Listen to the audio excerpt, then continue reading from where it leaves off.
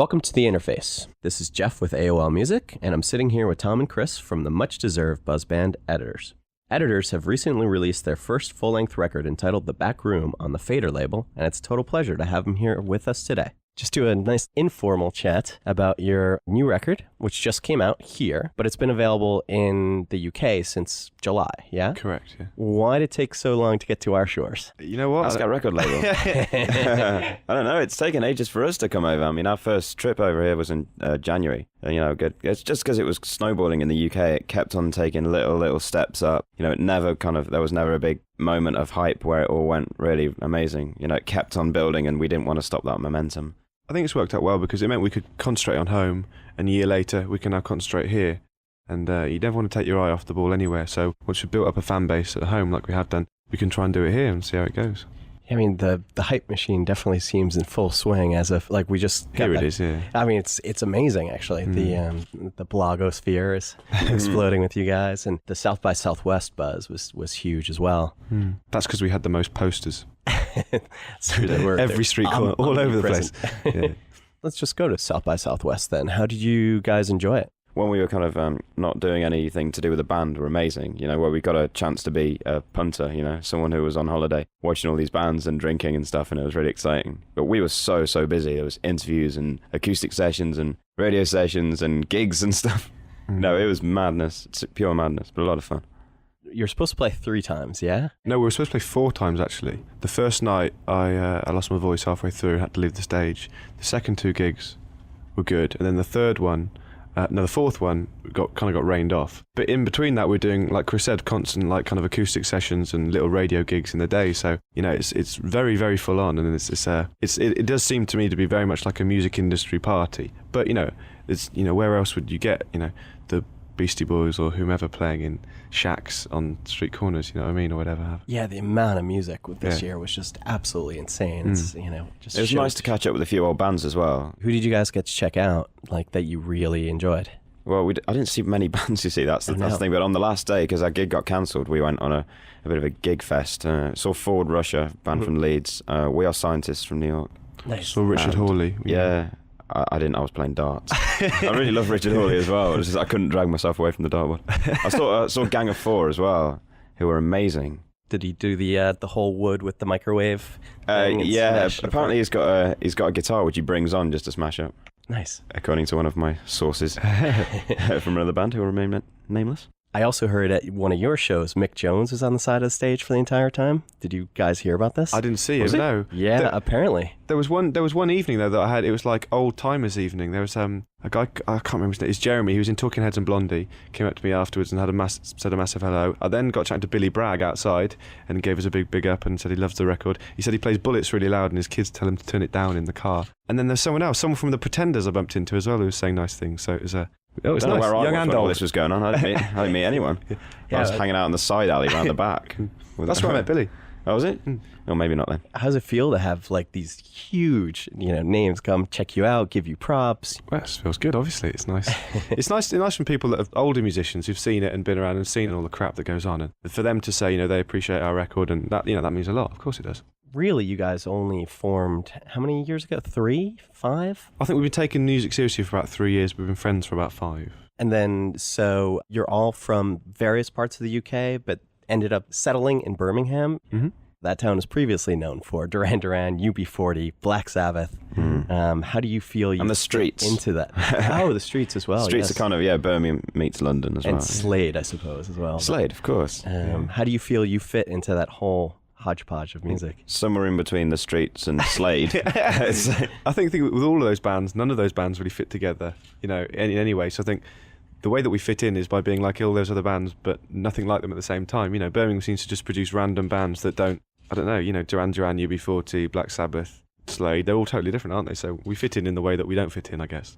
Yeah. To be fair, we only lived there for about 3 years, but, Editors were kind of born in Birmingham, and we'd sort of gigged around there for ages, so we kind of know the areas pretty well. It's a cool place for gigging and stuff, as venues-wise, but as far as partying goes, it's not so good.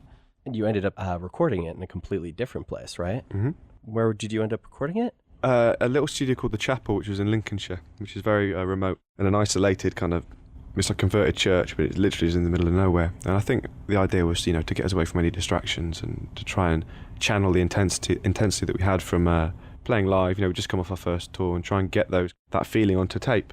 And, we weren't there for very long. The album recording was only about 3.5 weeks. But yeah, there was no distractions. Literally didn't have anything else to do other than the music or eat. But the food was fantastic. You worked with the producer of Elbow. Guy and Craig from the band produced a B-side from one of the singles, which might be released here at some point as some kind of bonus track, I don't know. But that's not on the album. The majority of the album was with Jim Abbas, but the version of Bullets on the American album is with Garrett Lee, who's done Snow Patrol and U2 and stuff like that. So, but yeah, the backbone to the record is Jim Abbas. Where does the title The Back Room come from? The song Camera on the record is an important song for all of us. It was totally different before we started making the record, and we weren't very happy with it. It wasn't working. So with the help of Jim, the producer, we changed it radically during a couple of days in the studio, and we just felt like we'd set ourselves a new benchmark, and the lyrics The Back Room comes from that song. Because it felt so important for us, we made that song the centerpiece to the record, and The Back Room the title of the album. What I'm really wondering is how you managed to make the song Bullets, which says the word disease something like 36 times, so upbeat. Is it 36 times? Yeah, it's sat there and sort of, cool. If not more. But it's the overall theme of disease, but it's incredibly upbeat. I think it's quite euphoric in places, that song. Mm-hmm. I mean, the key lyric for me in Bullets is, if something has to change, then it always does, which is optimism, which is kind of what the song's about. So the disease and the repetition is kind of almost as much a rhythmic thing as it is a lyric, kind of the moment of that part of the song. So yeah, no, that's nice for you to say. People kind of always tag us as a bunch of moody gits, and for you to say that that song makes you feel uplifted, that's amazing. Yeah, that's what it's supposed to do. Yeah. Mm. But it reminds me of Dove's-esque in a way. We love Dove, so an amazing band. One of my all-time faves. So what do you think it is about your live shows? I mean, every single blurb, blog, review, everything, they're just amazed by your live shows. What do you think that people are attaching themselves to? I think people get it a lot. It's a lot easier for people to understand it, the music that we're, and what our manifesto is. Actually, 4 guys right in front of you, right in your face, and it's pretty stripped down, and it's all about kind of taking songs to its bare bones and not really bothering about how the album sounds, and just kind of, because we just throw everything into it. There's a lot of aggression, there's a lot of intensity, and there's a whole day's release. A whole of your day can just be ruined if you have a bad show. So we try and have as least of many of them as we possibly can. So is that why you wanted to get the acoustic set out in front? Yeah. See how the rest of the mood would go? Of course. I mean, that's just a different way of showing what the songs are all about, So that's why a lot of our acoustic sessions go down well, because we the songs were born on acoustic guitars. So that's why they work, I guess. And that's why a lot of people like them. And you'll all get to hear them soon enough. Mm-hmm. Do you guys have any favorite live bands that you've seen and you've just been blown away by, and we're like, I want to be like that guy on stage, or I want to... I don't think we've ever wanted to be like anyone else, but I remember seeing Arcade Fire at Leeds Festival last summer, which totally blew me away. They set a new benchmark, level in live performance and songwriting, I guess, as well. Their music's incredible. First time I saw the Walkmen play The Rat, that was amazing as well. And I saw Kasabian at Glastonbury, who were incredible. The best live band I've ever seen is Yeah Yeahs. That was just brilliant. I was kind of second row. I was really into it. Nice. I come out with a jacket on, lost my shoes. It was a good day. I had to throw my t-shirt away because it was so sweaty. Wow, you were admiring our Karen O photo on the wall, yeah? I was, yeah. She looks great. New Arm's amazing. Do you think, going back to the Kasabian thing, it reminds me, there's a slew of successful UK bands, or successful in the UK band, that never really break over here. Do you think there's anything that we've completely missed the ball on, or the converse of that? Do you think there's something yes, that Americans get it, this is great? I guess Radiohead, isn't it, is the big one. They get Radiohead. I guess it's kind of maybe a similar fan base that we've got, that kind of darker tinged music, but still quite, with melodies and stuff. So maybe there's a bit of that. I don't know what's popular and what's not around here anyway. So how big are Kasabian here? Because they're... Not very. I love that record. It was one of my favorite records of the past year and a half. I know Kaiser Chiefs aren't very popular here. Yeah, I mean, they struggled. I mean, they got sick, I think, towards the end of their tour, and they had to call off the whole thing.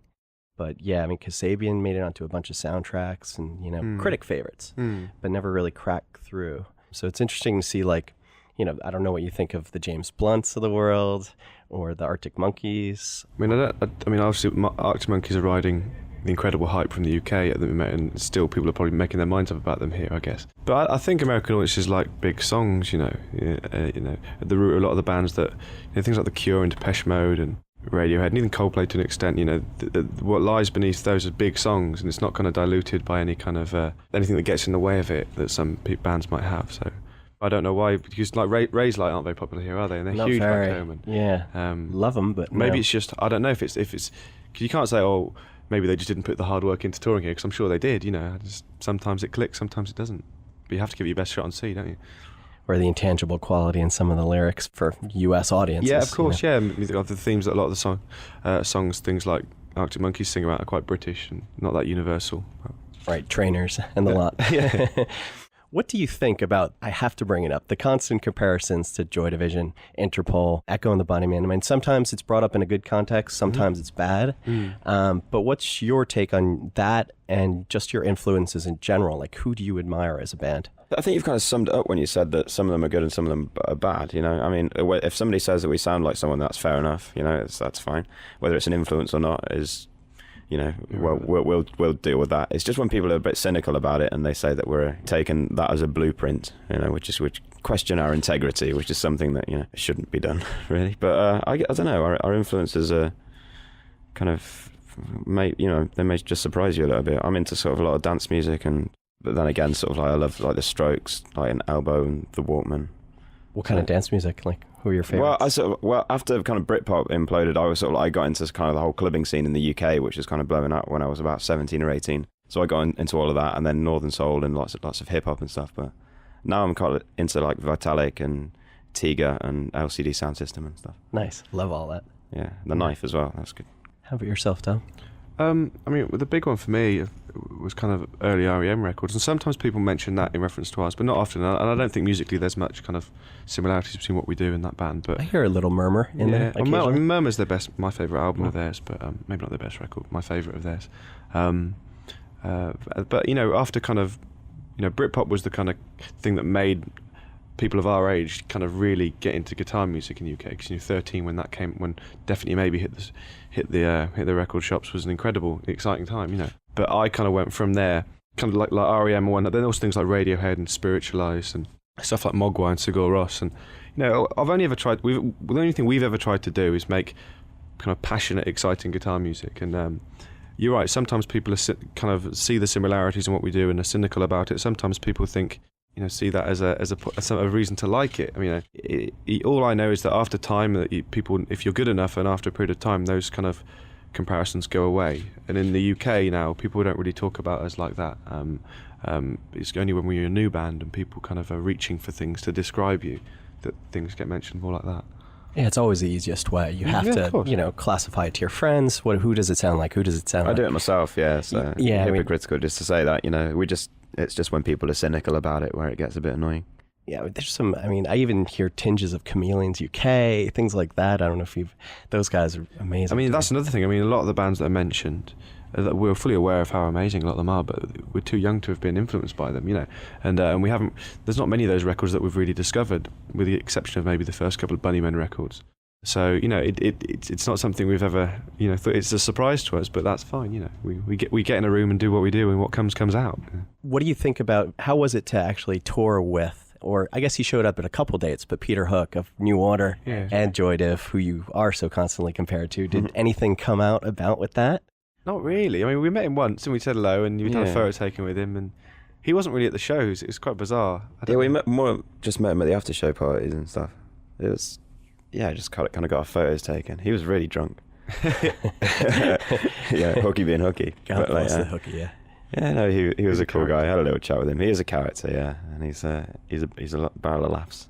We were in a clothes shop in Austin, and Ian McCulloch was in there, and I remember being intimidated by him, not being too scared to go and say hello. But I'm sure we played with them ages ago in the UK. Yeah, I just walked past him with my head down. You guys are that's just huge fear. Fans. The Bunnymen, yeah, definite fans of them. But it's just because he's an intimidating character as well. Because he's a Scouser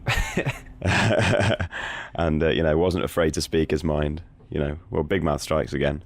you know, it was about McCulloch. So, Is there anybody else like that you feel really intimidated by, like musically, or just, you know, somebody that you look up to so much that if you ever do run into them, that you'll just be dumbfounded? It's strange because when you do meet, like we found it when we met kind of Guy and the guys from Elbow, Guy Garvey, and you know, most musicians are pretty like-minded people and very, you know, you get on with them very easily and can become friends with them quite easily. But some of them have some kind of aura of maybe an intimidating aura if you've got the Gallagher brothers or someone like Michael Stipes, who's kind of this mythical kind of creation now, isn't he? That would be quite weird to be in a room with him. I think more of the old school would be more intimidating than, you know, our peers or stuff like that, you know. Yeah, Richard Ashcroft is coming in tomorrow, actually. Oh, right, yeah. We saw him he was supporting Coldplay. We went to the Coldplay gig.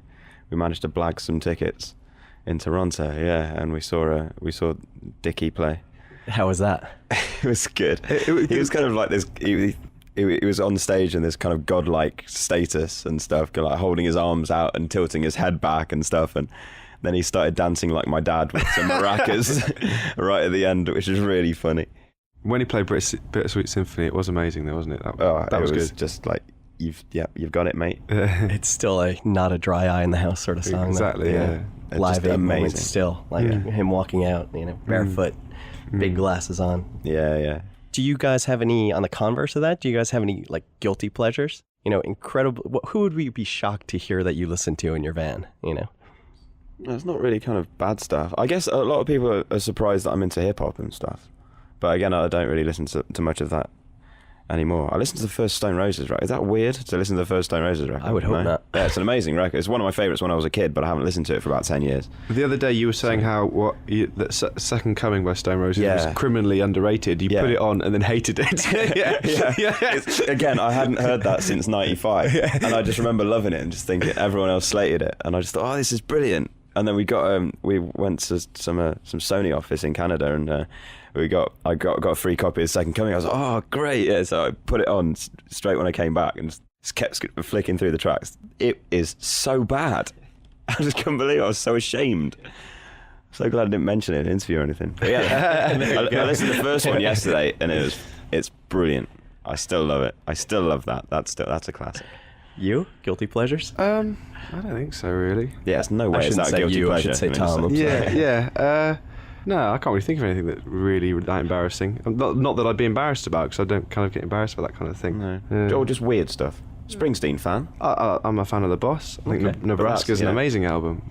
That's not embarrassing. No. It's just different. Yeah. I'm from Jersey, so it's not embarrassing. Okay. How about, have there been any reviews that have stuck out in your mind, either show-wise or album reviews, that you absolutely positively hated, or do you actually even read your reviews? There was the one where they got everything wrong. Oh yeah. Is that the Times or something? Yeah, the Times. Massive broadsheet in the UK, and they were misquoting lyrics, and and then sort of criticising the lyrics and then misquoting them, and just saying that if it wasn't for our drummer, then the album would have been really bad, and he saved the album, and then they gave it 4 out of 5. It was weird. I mean, they called All Sparks All Sports, and it was blood runs through your feet. Yeah. In blood. Strange. You could do an alternate take. Yeah, why not? Why not? Of course, we do read the reviews, yeah. You do, yeah. Yeah.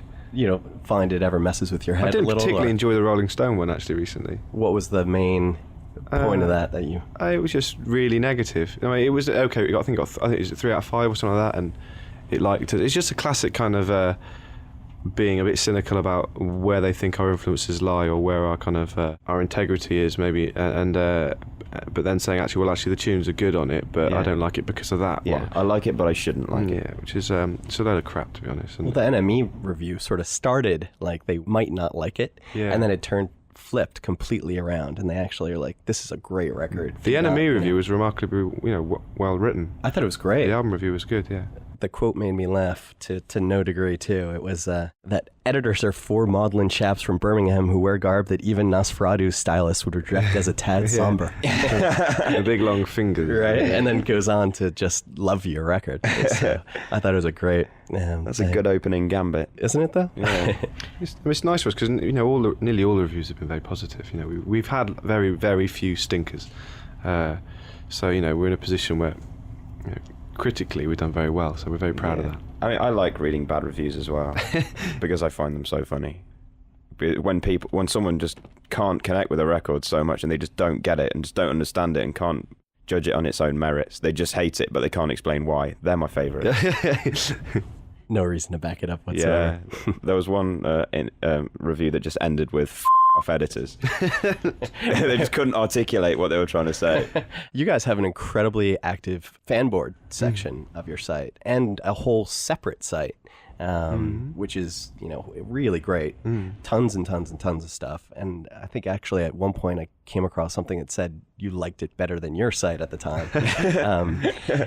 Do you think you guys would have such the buzz that you do right now without the internet and all these rabid fans for you? Has it? Not in America, definitely not, because when we came over in January, weeks, maybe months before the album was released, people over here knew the words, they knew what we were about. Not lots of people, but there was the hardcore at every show that was really excited that we were there.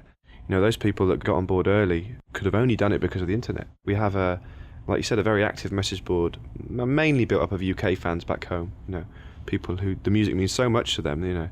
Just talking about it, takes up a lot of their time, which is amazing. It's incredible. The internet has changed the way people discover music, and it means that people all over the world can find or hear music before it's been properly released, and it can only be a good thing. And you're right. I think our buzz in America is entirely down to the internet, and maybe the record being okay. Have you found anything from the internet as of late? Just random buzz bands that you've attached to as well? How do you discover your music? Is it from the record label folks giving you stuff? Do you still go to record shops? We're constantly being kind of given things to listen to on MySpace of stuff that might want to support us on shows and stuff and tour with us in the UK or wherever. So we're always kind of discovering new bands that way. And I remember a new band we took out for a few dates on the last tour called Fields, who are fantastic, but very new, and we wouldn't have known about them if I don't think we hadn't been asked if they want to support us. But Fields is a good one. Have you heard The Big Sleep is opening for you on Thursday? Listened to their space on MySpace. That was exactly the same way we found them, yeah. They're amazing. Yeah, I mean, I love them. I like what I heard on the internet anyways. I don't even think they're signed yet, and I've been affectionately calling them Baby Mogwai for a couple of years. And, because there's only 3 of them. Right. And they make the sound of, Mogwai, which has 8 or 5 the last tour I saw them. And looking forward to that. Yeah, it's quite, because you get asked to check out these different bands, and you very quickly know if you think they're going to be okay, and then the next thing is obviously seeing them on stage. So we'll have to see, but yeah, I'm looking forward to the show.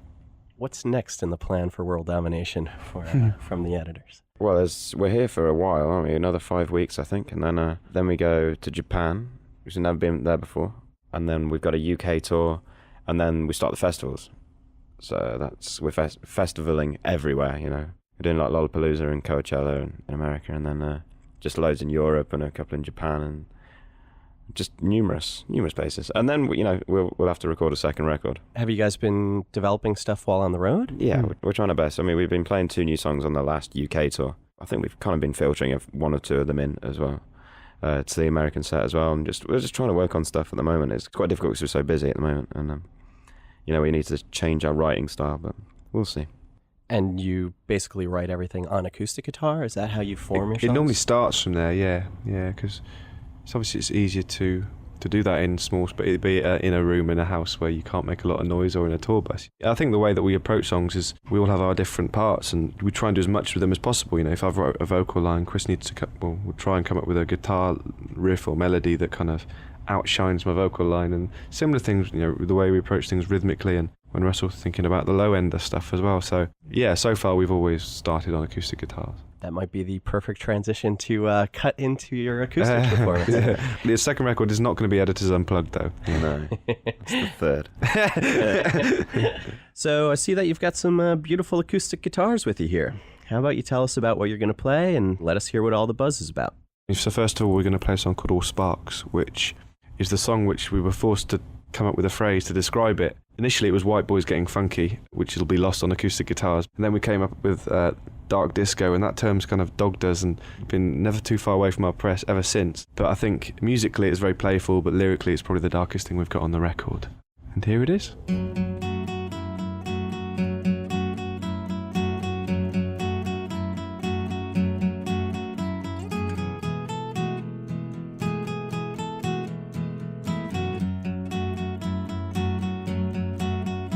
You're answering questions that have not yet been asked. All sparks will burn out in the end. You burn like a bouncing cigarette on the road. All sparks will burn out in the end.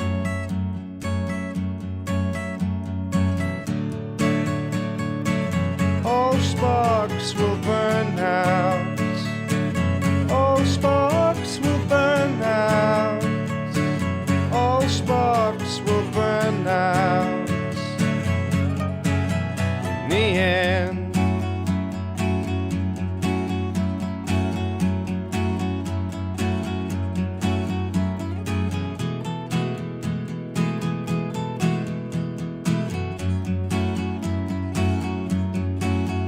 You're casting opinions at people who need them. All sparks will burn out in the end.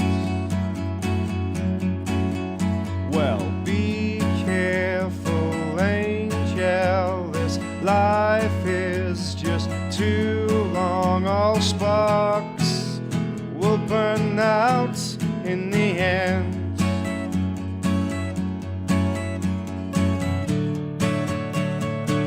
All sparks will burn out. All sparks will burn out. All sparks will burn out in the end.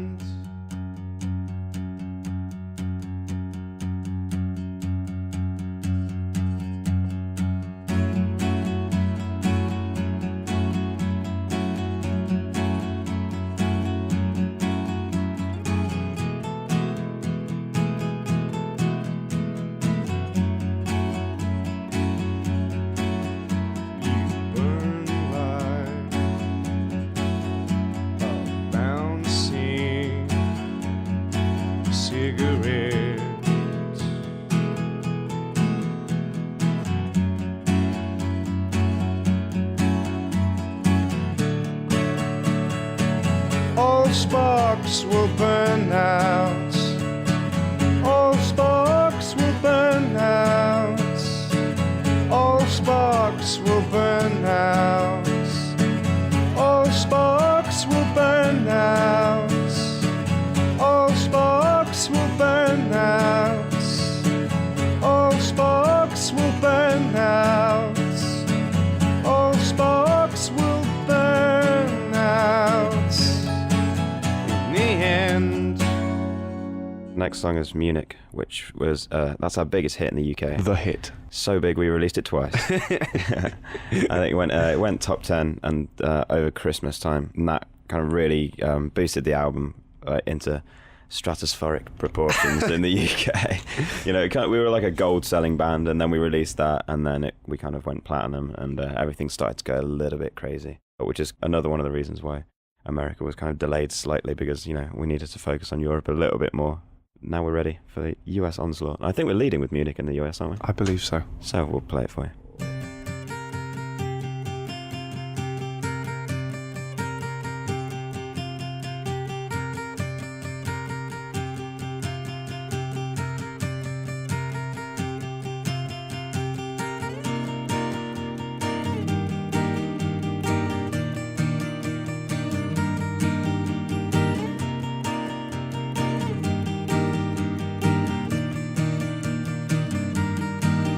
I'm so glad I found this.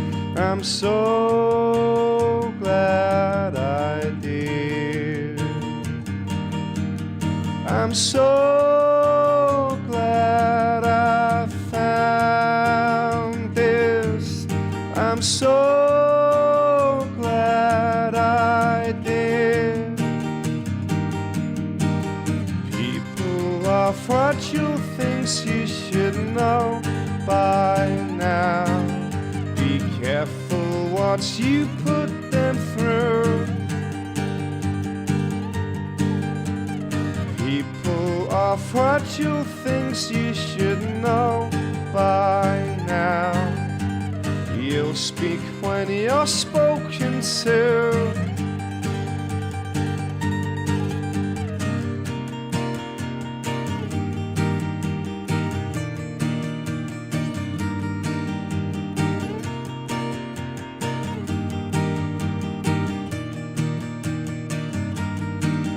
It breaks when you don't force it. It breaks when you don't try. It breaks if you don't force it. It breaks if you don't try. People are fragile things you should know by now. Be careful what you put them through.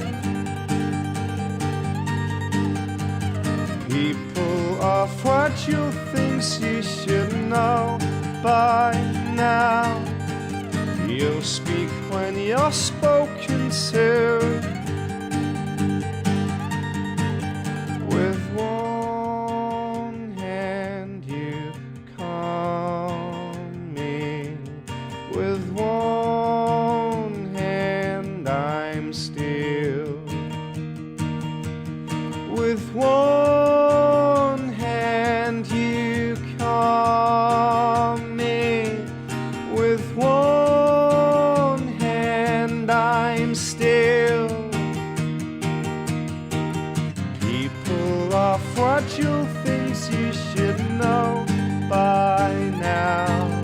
Be careful what you put them through. People are fragile things you should know by now. You'll speak when you're spoken to. Oh.